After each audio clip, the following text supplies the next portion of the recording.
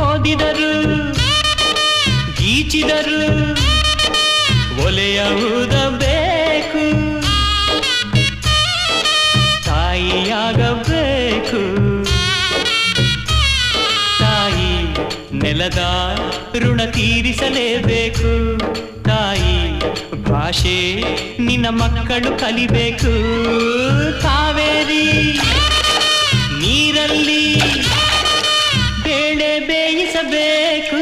ಜನ್ಮ ನೀಡುತ್ತಾಳೆ ನಮ್ಮ ತಾಯಿ, ಅನ್ನ ನೀಡುತ್ತಾಳೆ ಭೂಮಿ ತಾಯಿ, ಮಾತು ನೀಡುತ್ತಾಳೆ ಕನ್ನಡ ತಾಯಿ. ಪಾಪ ಕಳೆಯುತ್ತಾಳೆ ಕಾವೇರಿ ತಾಯಿ, ಪಾಪ ಕಳೆಯುತ್ತಾಳೆ ಕಾವೇರಿ ತಾಯಿ.